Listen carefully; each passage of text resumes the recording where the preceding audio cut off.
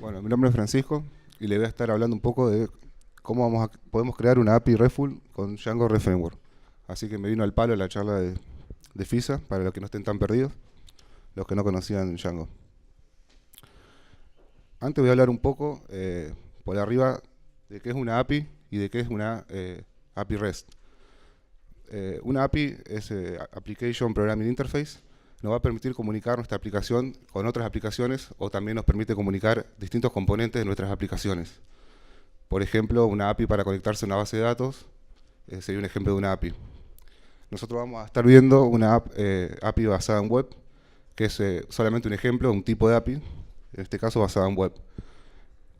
Más particularmente, una API REST.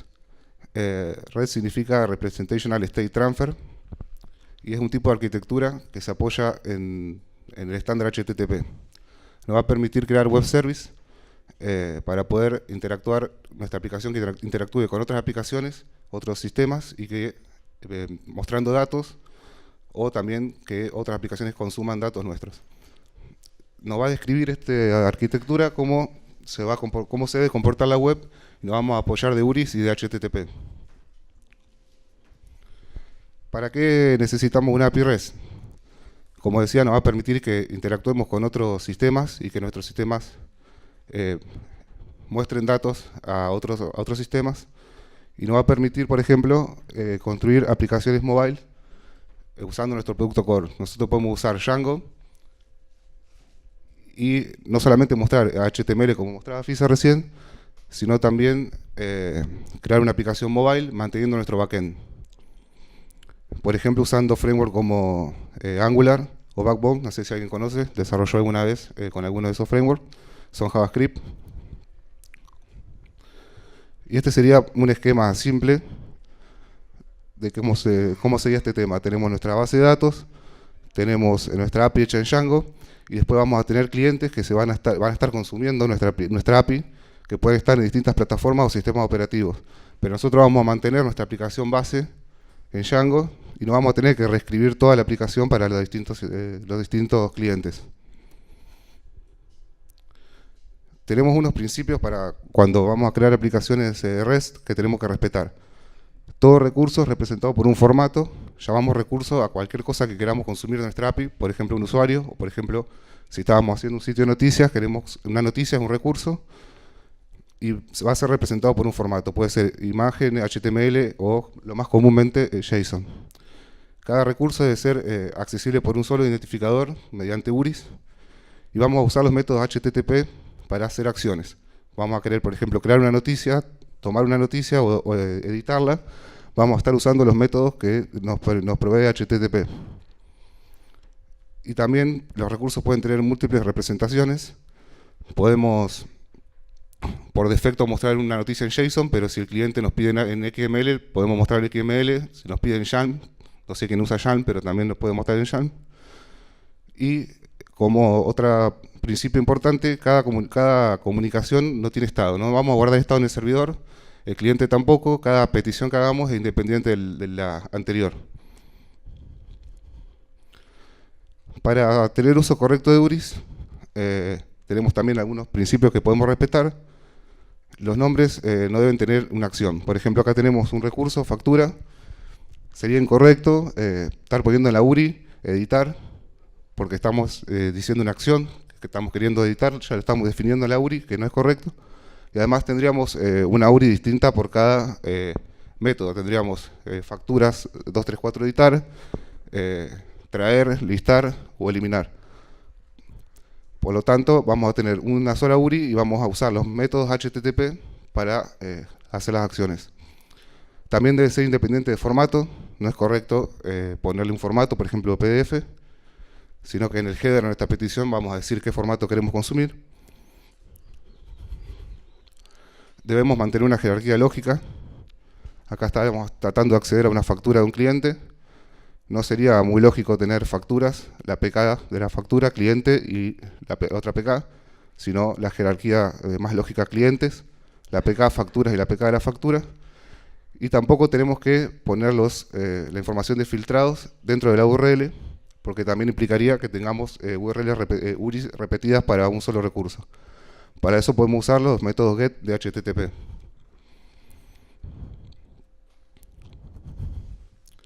Estos métodos HTTP son los que están listados acá: get, post, put, delete y patch. Get para consultar.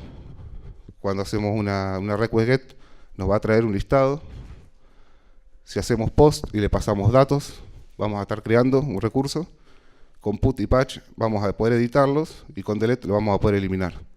Entonces, con una misma URI, por ejemplo, la que veíamos antes, facturas PK, dependiendo qué método estamos llamando, vamos a estar haciendo una acción sobre ese recurso. Cuando hagamos estas peticiones vamos a tener respuestas. Seguramente ya conocen algunos de estos errores, estos códigos de respuesta. 200 es OK. Por ejemplo, si hacemos un get a facturas y tenemos 200, es que está OK. 201 created. Si hacemos un post, pasamos datos al endpoint, nos devuelve 201, sabemos que se creó ese recurso. 400 es que tenemos la request mal formada. 401 que no estamos autorizados. 404 que no lo encuentra, y 500 de error. ¿Cómo se ven los endpoints? Como veíamos antes, podemos tener un endpoint para users, y dependiendo del método que usemos vamos a hacer una acción. Si apuntamos a users pasándole get, nos va a devolver el listado de los usuarios.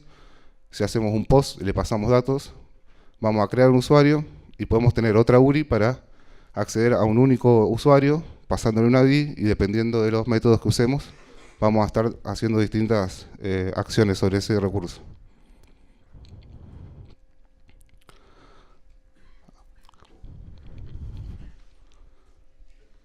¿Cómo podemos hacer una API en Django? Podemos hacerla desde cero. Podemos hacer como hacemos como hizo FISA, tenemos una vista basada en función de noticias, traemos objetos, lo parseamos a JSON de algún modo y lo mostramos.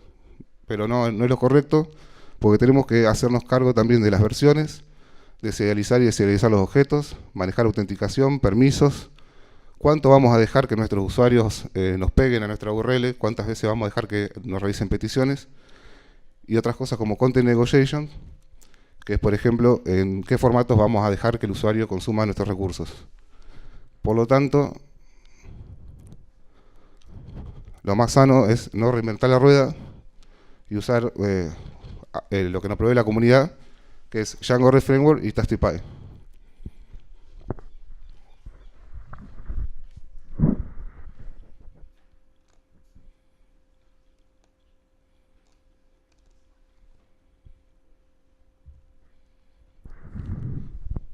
Bueno, Django REST Framework, este es el loguito muy lindo de Django REST Framework.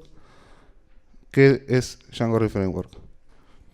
Es una app, como veíamos recién, es una app de terceros, de la comunidad, que podemos enchufar, instalar en nuestro sitio. Nos provee un API browser, que es algo parecido a lo que sería el admin, que veían recién, pero para nuestros endpoints REST. Tiene muy buena documentación, la documentación está muy buena, mucho desarrollo activo, es muy configurable, y ya nos provee también un montón de cosas que veíamos antes, como autorización y autenticación y serialización. Para la autenticación sería ver quién es el que nos está haciendo la petición. Podemos, ya viene en el framework REST, autenticación por token, basic y session. Pero también tenemos paquetes de terceros que podemos usar para otro tipo de autenticación, como Auth2 o JSON Web Token, que se está usando bastante. Para la autorización, que sería, bueno, ya sé quién sos, pero podés hacer tal cosa, podés acceder a este recurso, o podés hacer tal acción sobre recursos. Vamos a tener permisos basados en el ORM, que vimos recién.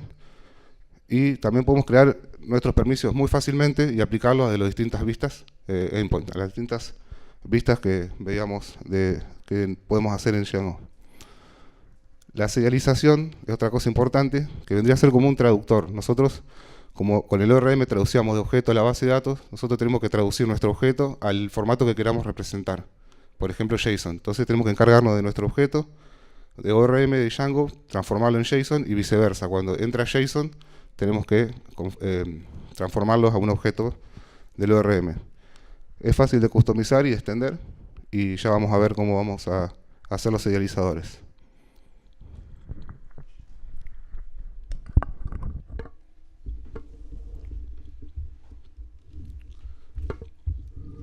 ¿Ahí se escucha?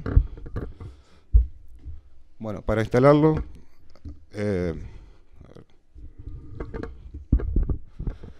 primero deberíamos instalar Django. Después instalamos Red Framework. Y tenemos dos paquetes opcionales para instalar, Markdown y Django Filter. Markdown es para tener Markdown en ese admin de la API. Y Filter es para poder hacer filtrados. Es una aplicación de tercero que también se puede usar para hacer filtros fuera de Django Red Framework.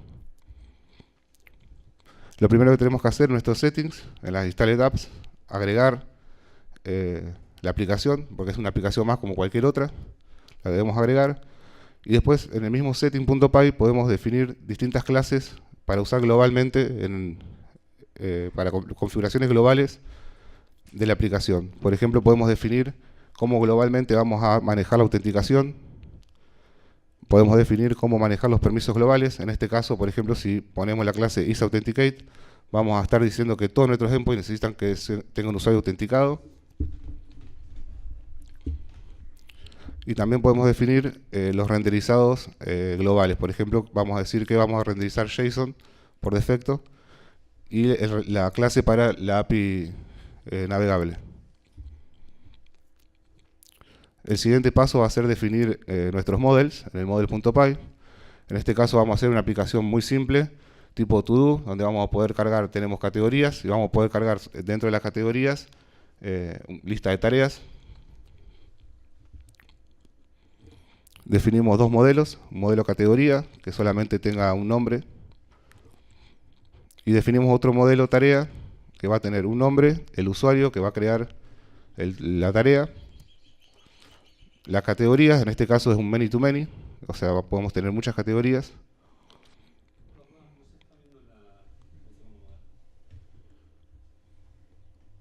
Ah, bien. No anda muy bien este reveal. Espérate.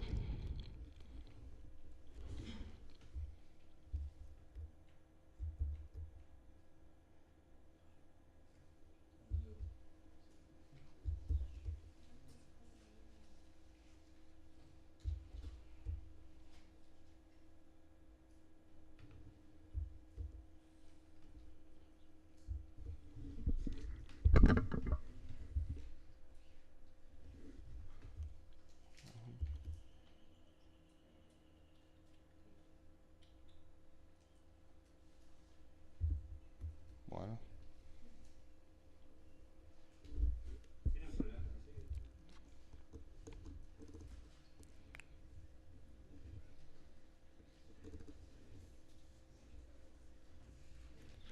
Bueno, ahí está la tarea. Vamos a hacer así entonces.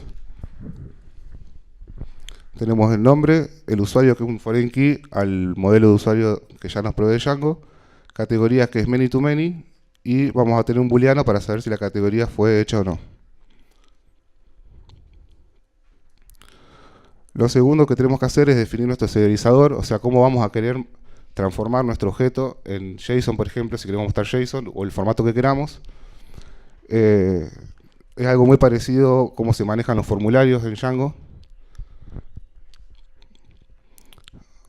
Para eso importamos nuestros modelos de nuestros models, importamos serializers del framework REST y tenemos que definir un serializador para cada uno de nuestros modelos.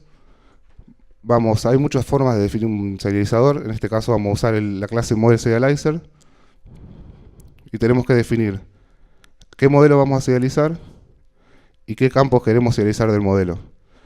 Es importante hacerlo como un tipo de whitelist, o sea, definir qué campos queremos mostrar, porque no siempre queremos exponer todos los campos de nuestros modelos a nuestra API, y puede ser que más adelante migremos nuestros modelos, agreguemos campos y accidentalmente mostremos un campo que no queremos. Además del ID, nombre, usuario y categoría, estamos agregando un campo URL que definimos más arriba, que nos va a dar la URL de ese endpoint, que es también bueno tenerlo como siempre en nuestra API, la URL que identifica a nuestro recurso. Y definimos también que vamos a mostrar el usuario en formato Slack, lo vamos a mostrar el nombre de usuario, y ya por default definimos en el serializer que queremos que cuando creemos un recurso nuevo, una tarea nueva, nos defina que el usuario va a ser el que está logueado. También definimos las categorías, que van a ser en formato de URL. Le ponemos many true, porque pueden ser muchas, y tenemos que definir de dónde vamos a traernos las categorías. También podemos en nuestro serializador definir validaciones. En este caso validamos el nombre, por ejemplo. Validamos que sea mayor a 5 la cantidad de caracteres que ingresan el nombre, y si no, que nos devuelva un error. En este caso nos va a devolver un código 400 que está mal formado, nuestra petición. También definimos el serializador para categorías, le ponemos el modelo, definimos los campos que queremos y también le vamos a agregar la URL. Y tareas, la hacemos llamando al serializador de tareas, definiendo que pueden ser muchas y que lo vamos a manejar como read-only. Esto es una consideración de diseño cuando hacemos nuestra API, depende de lo que queramos mostrar y cómo queramos mostrarlo a nuestros usuarios y aplicaciones. En este caso queremos que cuando llamamos una categoría nos liste también todas las tareas de esa categoría.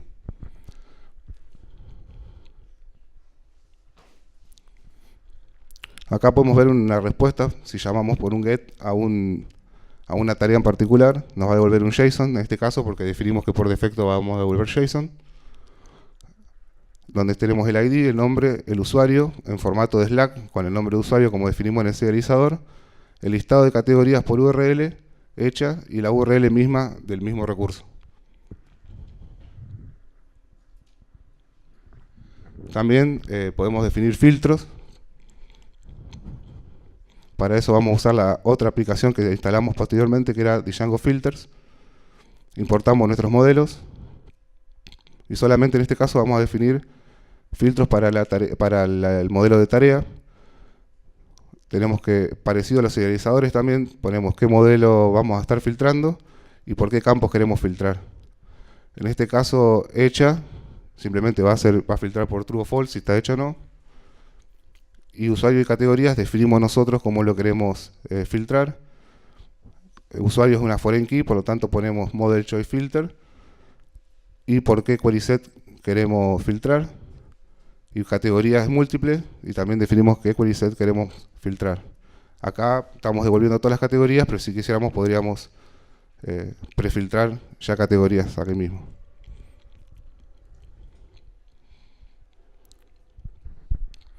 El siguiente paso es definir las vistas. Es parecido a como FISA mostraba en una aplicación de Django normal. Vamos a definir nuestras vistas. El framework nos provee distintas formas de hacer vistas. La documentación está muy bien explicada. Tenemos views, generic views y view sets. Nosotros vamos a usar algo que es muy fácil, que rápidamente nos permite generar vistas para nuestros recursos, que es el model view set, que lo que hace es, nosotros por ejemplo queremos listar, tenemos que tener una vista para listar, queremos crear, tenemos que tener una vista para crear. Acá todas esas vistas las vamos a tener en una sola, y esta clase nos va a proveer todas esas acciones posibles para nuestro recurso. Esta es una forma fácil de hacerlo. Si, por ejemplo, en esta lógica necesitamos que en cada vista, por ejemplo, para el traer, queramos hacer mucha más lógica, para editar queramos hacer más lógica, podríamos hacer una vista por cada uno, pero en un ejemplo sencillo usamos model view set y es muy rápido.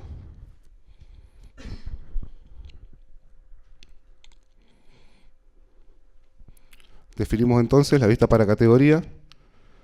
Tenemos un query set. Tenemos que llamar al modelo categoría y traer de la base de datos los objetos. En este caso traemos todos, podríamos ya filtrarlos. Tenemos que definirle qué serializador vamos a usar, que es el que definimos anteriormente.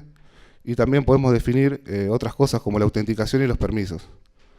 Si bien nosotros en el setting antes definimos la autenticación global, podríamos hacerla por cada una de las vistas, lo mismo que los permisos. Y acá podríamos poner permisos que creemos nosotros. Lo mismo va a ser para tareas. Definimos el serializador, las clases de autenticación y permisos, qué backend de filtro vamos a usar y cuál es nuestra clase de filtrado, que es la que definimos antes, tarea filter set. En este caso, no estamos pasando el query set, sino que estamos sobreescribiendo el método getQuerySet, porque nosotros queremos que nuestras tareas estén filtradas por usuario. No queremos que un usuario entre a ver las tareas y ve las tareas de todos los usuarios, sino que la vamos a estar filtrando para que solamente pueda ver las tareas del mismo.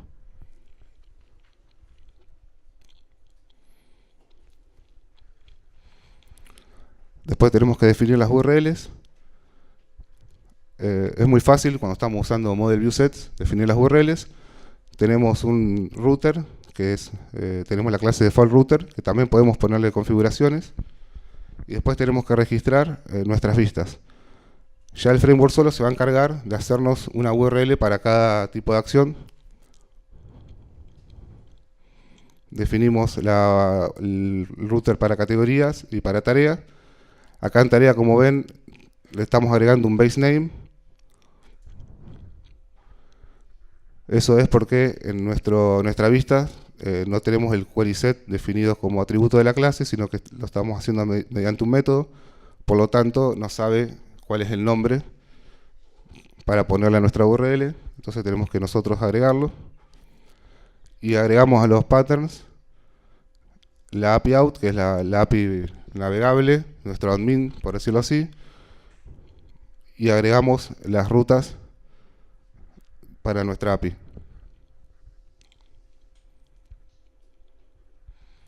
Después, eso lo estamos haciendo dentro de nuestra aplicación, que se llama todo. Después, en las URLs generales del proyecto, podemos tener, por ejemplo, el admin, e incluimos las URLs de nuestra aplicación. Bueno, voy a mostrarle un poco cómo se ve ese admin, esa API navegable que nos provee el framework.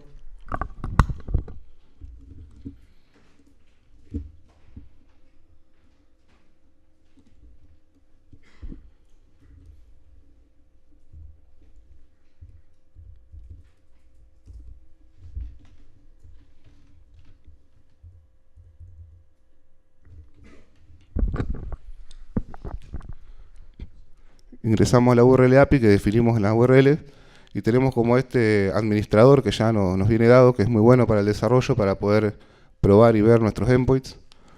Tenemos dos endpoints, nuestros dos modelos, categoría y tareas, podemos navegarlos. Como vemos, nos está dando un error 403, que es prohibido, porque no estamos logueados y nosotros definimos que teníamos que estar autenticados para poder acceder a la API. Nos podemos loguear directamente desde acá.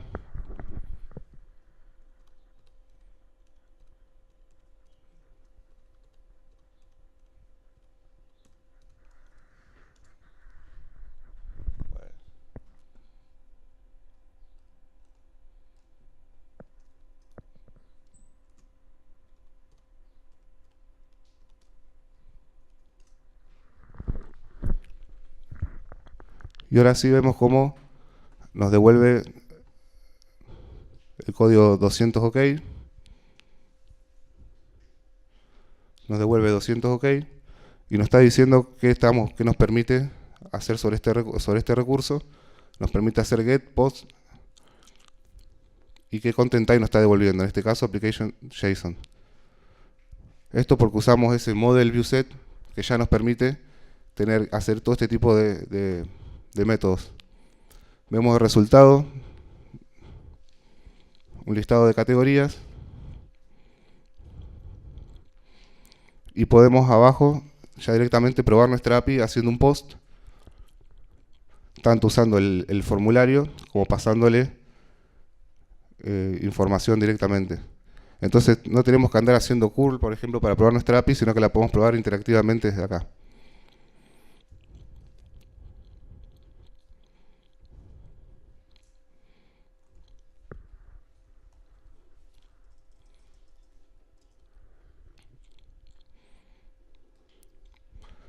Si vamos a tarea lo mismo, podemos hacer un post. Teníamos un validador que nos pedía que tienen que ser mayor a 5 los caracteres, entonces si tratamos de hacer un post, nos devuelve el 400 y nos va a decir el error que debe contener más de 5 caracteres.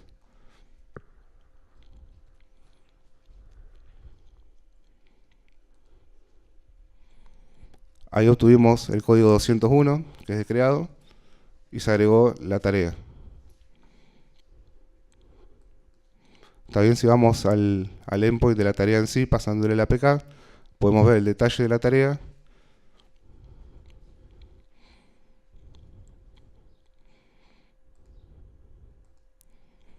Y también vamos a poder filtrarla.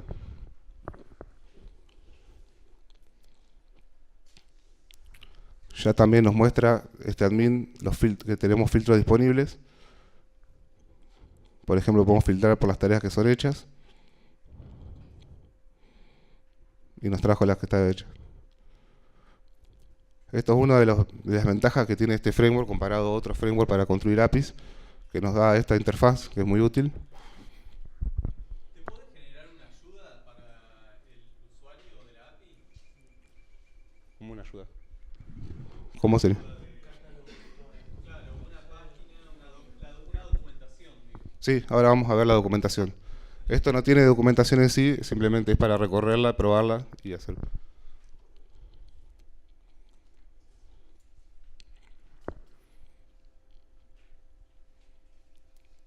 Justamente acá llegamos a la documentación. Lo que veíamos recién ya viene integrado en el framework, no tenemos que instalar más nada, ya lo tenemos. Tenemos paquete de tercero para documentación. Estos dos son los que por lo menos yo conozco.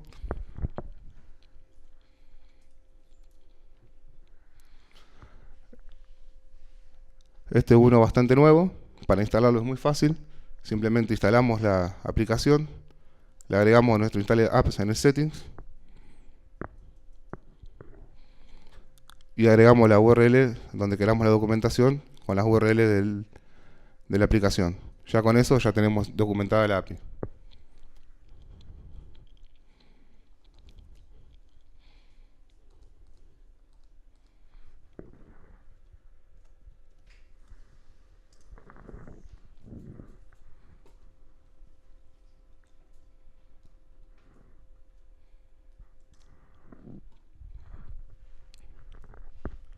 Ya viene con templates que se pueden sobreescribir.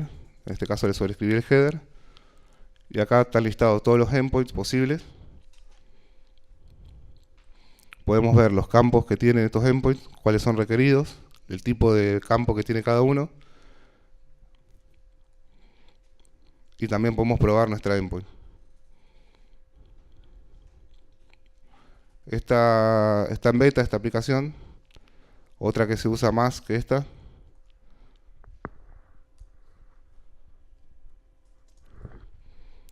es Swagger. También es fácil de instalar, tenés que crear una vista nomás y unas cositas más, pero también se instala en 2 minutos. Vemos todos los endpoints, los métodos que permiten estos endpoints. Y nos permite también probar directamente desde acá y ver las respuestas. Nos dice qué campos son requeridos, qué tipo de parámetros. Y esta es más usada.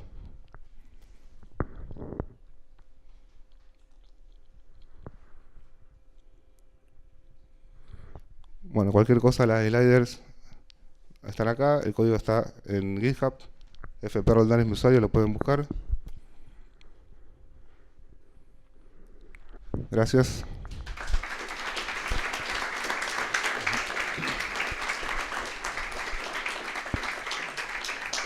¿Alguna pregunta? Sí. Vi que al inicio listaste Tastify y RefFramework y después le diste a RefFramework. ¿Por qué no Tastify? Yo no conozco mucho los dos y te pregunté. Sí, yo lo había usado anteriormente Tastify, pero es como tiene una estructura más monolítica. Digamos, no es tan customizable y extensible, sino que vos definís un recurso y como que ya el serializador como que lo tenés ya metido en el mismo recurso y no es tan customizable como RefFramework. Además, la API browsable también está muy buena. Y con RefRamework, para el mismo recurso, puedes usar distintos serializadores en distintas vistas. Entonces, en la vista de post querés tener un serializador, para el get querés tener otra, y es más customizable. También los permisos y todo. Tastify es muy monolítica y está todo en una sola clase que configuras todo desde ahí. ¿Podés limitar la llamada de una API para un usuario, por ejemplo, que no pueda llamarla más a crear, API barra crear, más de 100 veces por hora, por ejemplo? Sí. ¿Tiene un error de te pasaste, te excediste el límite? Sí, eso no lo vimos, pero es fácil también de hacer, ya viene con eso el framework.